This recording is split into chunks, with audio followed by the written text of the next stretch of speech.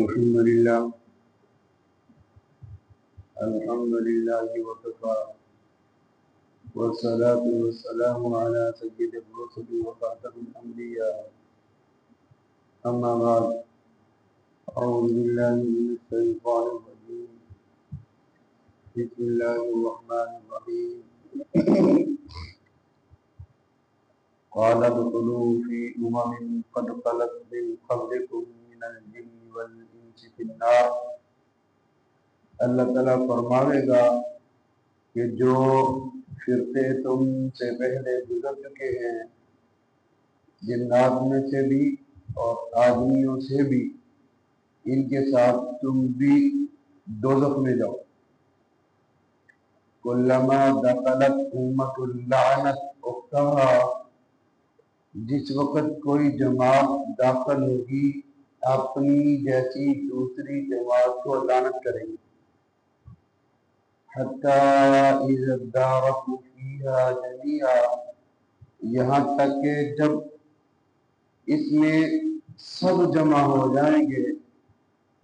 قالت اخراہم لأولاہم، تو پچھلے لوگ پہلے لوگوں کی نسبت کہیں گے ربنا، اے ہمارے رب، هؤلاء اضلونا فآتihim عذابا ضعفا من النار.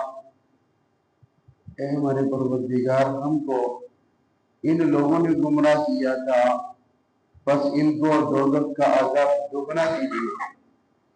قال لكل ضعف ولكن لا تعلمون، اللہ تعالیٰ فرمائیں گے کہ سب ہی کا دگنا ہے، یعنی سب کو دو گنا عذاب ہوگا، لیکن تم کو خبر نہیں. وقالت اولاہم لاخراہم، اور پہلے لوگ پچھلے لوگوں سے کہیں گے وما كان لكم علينا من فضل، کہ تم کو ہم پر کوئی فوقیت نہیں. فذوقوا العذاب بما كنتم تكسبون، بس تم بھی اپنے کردار کی وجہ سے کردار کے مقابلے میں عذاب کا مزہ چکھتے رہو. صدق اللہ العظیم.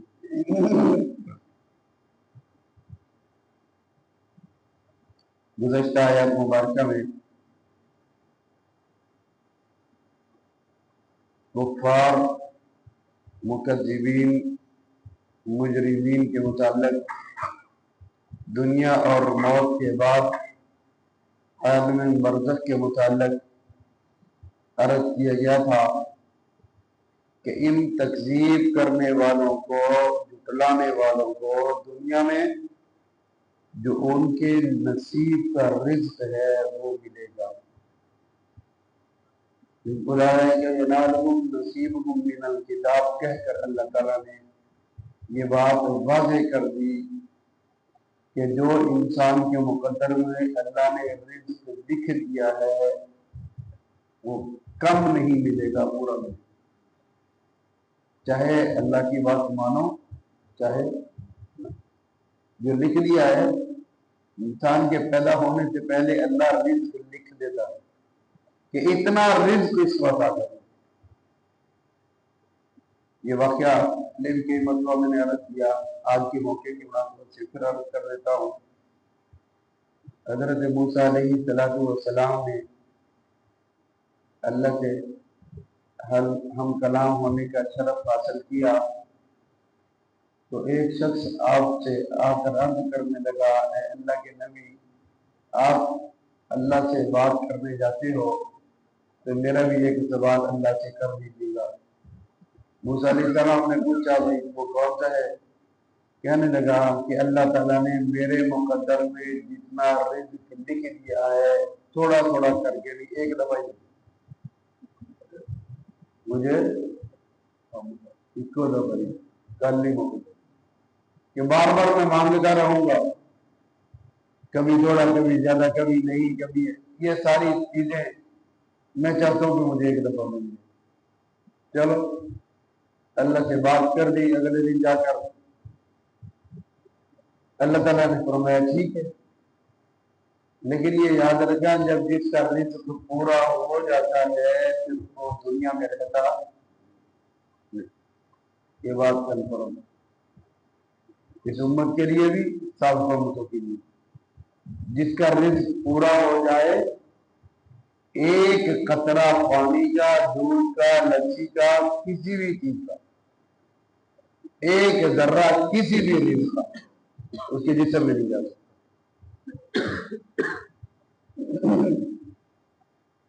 ٹھیک ہے، کہہ دیا اچھا اللہ تیری مرضی ہے، تیرے فیصلے ہم نے ماننے۔ اللہ نے کہا میں نے دے دیا اس کو، آئے تو ملاقات ہوئی اور کہا میں نے تیری بات اللہ سے کہہ دی ہے، اللہ نے فرما دیا کہ میں دے دیتا ہوں۔ رزق مل گیا اس کو، رزق کی فراوانی ہوگی، اور اس نے کیا کیا، وہ سارا جتنا بھی اللہ نے اس کو رزق دیا تھا اس نے اللہ کے راستے میں صدقہ کر دیا۔ جتنا کچھ ملا سارے اللہ کے۔ موسیٰ علیہ السلام کا پھر گزر ہوا کچھ عرصے کے بعد، اس علاقے میں تھے، وہ شخص زندہ پھر رہا تھا اور پہلے سے بھی زیادہ اونچی خودی۔ بڑا تعجب ہوا دیکھ کر کہ اللہ نے تو کبھی جھوٹ بولا نہیں، لیکن آج جو مجھے تعجب اس بات پر ہو رہا ہے، اللہ نے فرمایا کہ جس کا رزق پورا ہو جائے اس کو موت،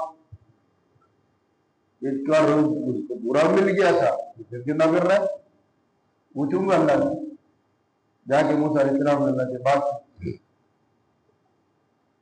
اللہ تعالیٰ نے ارشاد فرمایا موسیٰ یہ بات عقل ہے، اللہ اپنی بات کو لا تبدیل لکلمات اللہ تبدیل نہیں کیا جاتا، جس کا رزق پورا ہو جائے اس کو موت آئے، ایک منٹ ایک سیکنڈ بھی آگے نہیں ہو سکتا۔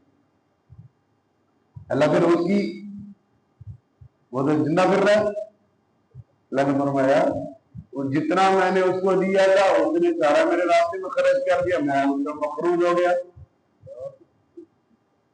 جب تک میں قرض نہیں دوں گا، اس کا ادا نہیں کروں گا تو میں اس کو موت، میں جتنا اس کے راستے میں دیتا ہوں میرے راستے میں خرچ کر دیتا ہے، میں جتنا اس کو رزق دیتا ہوں وہ سارا صدقہ کر دیتا ہے۔ اللہ نے فرمایا کہ جو بندہ میرے راستے میں خرچ کرتا رہتا ہے، مجھے مقروض کرتا رہتا ہے، میں اس کی زندگی بڑھاتا رہتا ہوں، میں اس کی زندگی میں برکت دیتا رہتا ہوں۔ اب سوچ لو کہ اللہ نے ہمیں تھوڑا دیا یا زیادہ دیا، ہم کتنا دیتے ہیں اللہ کے راستے میں؟ پتہ چلا کہ اللہ کے راستے میں دینے سے انسان کی زندگی بڑھتی ہے، زندگی میں، اس کی صحت میں، اس کے معاملات میں اللہ ہر چیز میں برکت دے دیتا ہے۔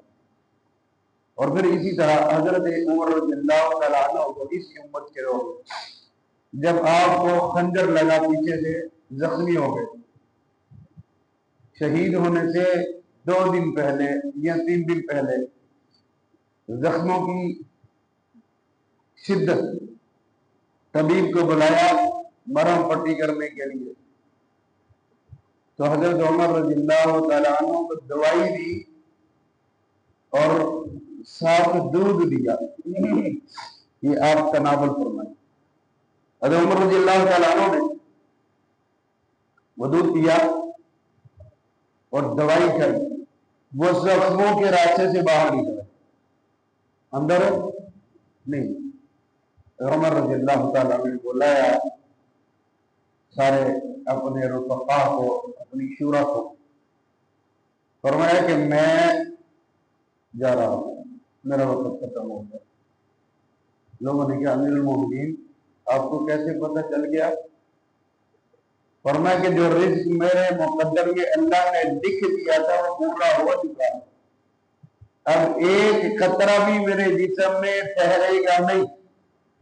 اگر میرے مقدر میں میری زندگی باقی ہوتی تو یہ دودھ جو میں نے دیا میرے زخموں کے راستے سے باہر نہ نکلتا، زخموں کی تاب نہ لاتے ہوئے اسی دوران جو وصیت کی وہ وصیت صحابہ نے پوری فرمائی، اس کے بعد وہ اللہ کے سلم چلے۔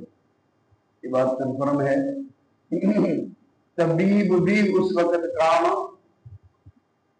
معالج بھی اس وقت کام نہیں آتا۔ جو چیز مقدر میں لکھ دی وہ ملے گی، اور جو پوری ہو گئی اس کے بعد ایک لمحہ بھی زندگی نہیں ملتی۔ آج بھی میرے درس آیا جو واقعہ دے اللہ کے عالم نے جو ہمیں بتلایا ہے، جو نافرمانی کرنے والے ہیں دونوں، ایک تو وہ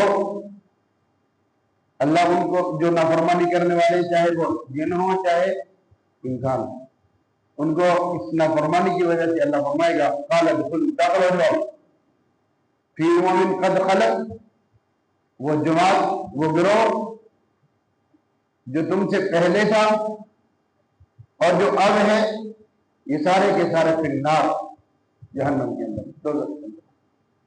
کلما دخلت امت لعنت اختها، یہ جماعت ایک دوسری جماعت پر لعنت کرے گی کہ تیری وجہ سے تو میں نے یہ سارا کام کیا تھا، تو بھی جہنم میں جا رہے ہو، میں بھی جہنم میں جا رہا ہوں، کیا فرق ہوا؟ جب یہ سارے حتی الدار کو بھی ہے جميعا، سارے اکٹھے ہو جائیں گے تو ایک دوسرے سے کہے قالت اخراهم لاولاهم، ایک جماعت دوسری جماعت کو، پہلی جماعت دوسری جماعت کو یہ کہے گی ربنا هؤلاء اضلونا فآتهم عذابا ضعفا من النار، اللہ میں اس کی وجہ سے جہنم میں آیا ہوں، اس نے مجھے بھٹکایا چار راستے سے، ہٹایا چار شیطانی چنگل میں مجھے پھنسایا تھا، اس کو عذاب ڈبل دے، اس کو عذاب زیادہ دے، اس کی پھینڈنگ زیادہ لگا ضعفا من النار۔ تو اللہ فرمائے قال لكل ذنب ولكن لا تعلمون، دونوں کو برابر ہی ملے گا، کم زیادہ نہیں ملے گا، جتنا ہی سزا جتنا جرم اتنی سزا۔ لیکن تمہیں اس بات کا علم تھا ہی نہیں، جب تو تم کرتے رہے، تمہیں منع کیا جاتا رہا، تم سمجھنے کی طرف نہیں آتے تھے۔ چلو وقال اولاهم باقرارهم فما كان لكم علينا من فضل فذوقوا العذاب، اللہ فرمائے گا دونوں ہی، پہلی جماعت بھی اور آپ لوگ بھی، اب اس عذاب کو مزہ چکھو، دونوں کو برابر کا ملے گا۔ وہ اس وجہ سے ایک کو دوسرے پر عذاب حاصل کرنے میں فوقیت نہیں، برابر کا گناہ، جب تم دونوں کو برابر کا گناہ ہے تو سزا بھی دونوں کو ایک جیسی، دونوں چکھو۔ تم جو عمل کر رہے تھے ان اعمال کی وجہ سے دونوں کو برابر کا گناہ تھا اور برابر کی سزا ملے گی۔ اگلی آیت مبارکہ کے اندر بقیہ اللہ رب العالمین ارشاد فرما رہے ہیں، وہ کل کے درس میں انشاءاللہ عرض کریں گے۔